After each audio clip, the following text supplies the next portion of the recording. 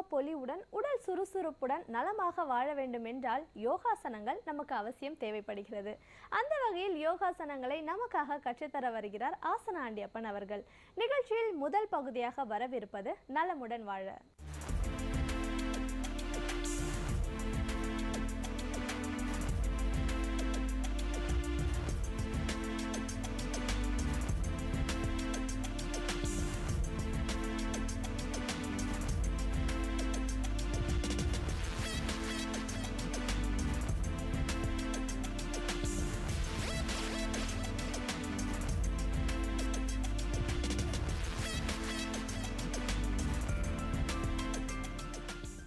என் அருமை உலகத் தமிழ் மக்களே, தாய்மார்களே, பெரியோர்களே, சிறார்களே, என் அருமை சீடர்களே, யோக நண்பர்களே, உங்கள் அனைவருக்கும் என் இனிய காலை வணக்கம்.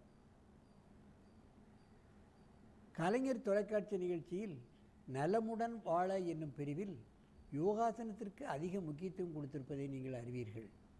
அதிகாலை வேளையில் காலை 6:30 மணிக்கு முதல் நிகழ்ச்சியாக தரப்படுகிறது என்று சொன்னால் மக்கள் எல்லோரும் இந்த நிகழ்ச்சியை பார்த்து பயன்பெற வேண்டும் என்ற ஒரு நல்ல எண்ணத்தில் செய்கிறார்கள்.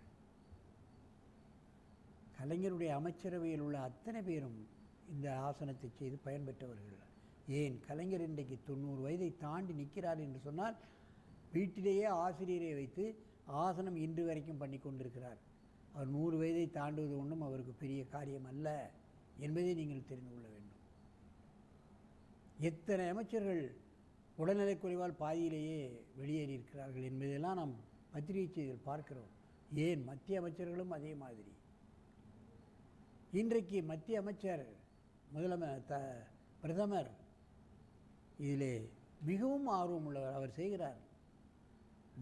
அவருடைய நெட்டை திருப்பி பார்ப்போமேயானால் பல்வேறுபட்ட கடினமான ஆசனங்களெல்லாம் செய்த இதுகளெல்லாம் இந்த எங்களுடைய மாத இதழ் ஆசனாவில் நாங்கள் போட்டிருக்கிறோம். அவருடைய ஆசனங்களை அற்புதமாக செய்கிறார். ஏன் அமைச்சர்கள் செய்ய வேண்டும் என்று சொன்னால் அவர்கள் மனம் சுத்தமாக இருக்க வேண்டும், எந்த அழுக்கும் இருக்கக்கூடாது, மக்களுக்கு சேவை செய்திய கொள்கையாக இருக்க வேண்டும். அமைச்சராவதற்கு லஞ்சமாக வாங்குவதற்காகத்தான் அமைச்சர் என்ற ஒரு நிலை இன்றைக்கு ஏற்பட்டுவிட்டது. அதையெல்லாம் மாற வேண்டும் என்று சொன்னால் எல்லா அமைச்சர்களுக்கும் கட்டாயப்பாடமாக ஆக்க வேண்டியது நிச்சயம். ஏனென்றால் அவர்களை கெட்ட வழியில் திருப்பாது. அவர்களுக்கு தானாகவே வேறு வழியில் பணங்கள் எல்லாம் தானாகவே வரும். லஞ்சம் வாங்கித்தான் வர வேண்டும் என்பது அல்ல. அதைத்தான் நாம் தெரிந்து கொள்ள வேண்டும். நல்ல வழியில் கிடைக்கக்கூடிய பணம் தான் நமக்கு மகிழ்ச்சியை தரும், உயர்வை தரும், குழந்தைகளுக்கும் உயர்வை தரும், நமக்கும் புகழை தரும். ஆகவே தான் யோகாசனம் எல்லாம் பழக வேண்டும் என்று சொல்வது. யோகம் என்பது ஒரு தவநிலை. அந்த நிலையில் காஞ்சிபுரத்திலிருந்து நமக்கு 4 மாணவ மாணவிகள் இங்கே வந்திருக்கிறார்கள். நாராயணகுரு தேவதாசிரமத்திலிருந்து காஞ்சிபுரத்திலிருந்து வந்திருக்கிறார்கள். அதனுடைய ஆசிரியர் யுவராஜை இந்த சின்ன குட்டி குழந்தைகளை எப்படியெல்லாம் வதக்கியிருக்கிறார் என்பதை பாருங்கள். என் அருமை மாணவமணிகளே, நீங்கள் பத்மாசனத்தை கலைத்துவிட்டு அந்த கைமடக்கிய விருச்சிகாசனத்தை செய்யுங்கள் பார்க்கலாம். ஒற்றைக்கால் தூக்கி பத்மாசனத்தை கலையுங்கள். ஆசன நிலைக்கு வாருங்கள்.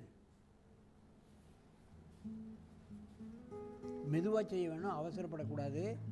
எவ்வளவுக்களவு அமைதியாக மெதுவாக செய்கிறீர்களோ அவ்வளவுக்களவு ஆசனம் முழுமை பெறும்.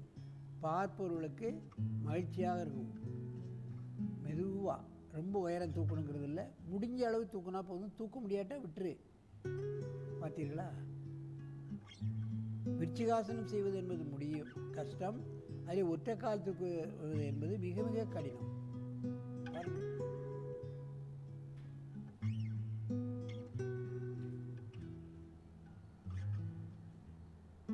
இறக்கிடு, திரும்ப ட்ரை பண்ணாது. மெதுவாக இறக்கு, மெதுவாக அந்த ஆசனத்தை கலையுங்க. நன்றாக மூச்சை வாங்கிக் கொள்ளுங்கள். இப்பொழுது இந்த ஆசனத்தை பக்கவாட்டில் செய்யுங்கள். ஒருவருக்கொருவர் திரும்பி இந்த ஆசனத்தை செய்யுங்கள். மெதுவாக செய்யுங்கள், அவசரப்படாதீர்கள்.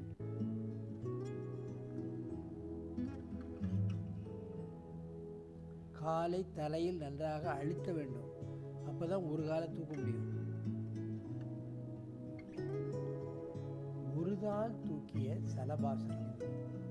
பார்க்க வேண்டிய எப்படி அற்புதமாக செய்கிறார்கள் மாணவர்கள் பாருங்கள். மெதுவாக இந்த ஆசனத்தை கலைந்து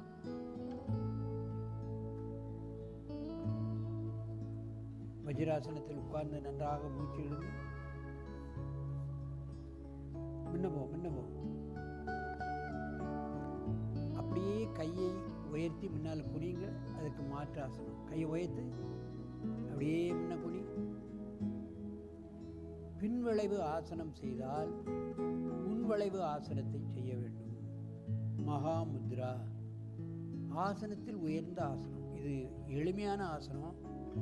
இது மகாமுத்ரா என்று சொல்கிறார்கள். ஏனென்றால் உடலை மூன்றாக வளைக்கக்கூடிய ஆசனம்.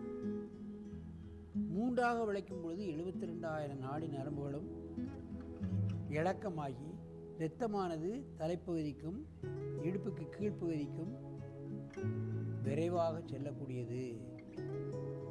மகாமுத்ரா. வயிறு அமுக்கப்படுகிறது. முட்டங்கால் வளைக்கப்பட்டிருக்கின்றது. கையை நேராக நீட்டுகின்ற காரணத்தினால் தரையை தொட முடிகிறது. மெதுவாக எழுந்திருங்கள். பத்மாசனத்தில் அமருங்கள்.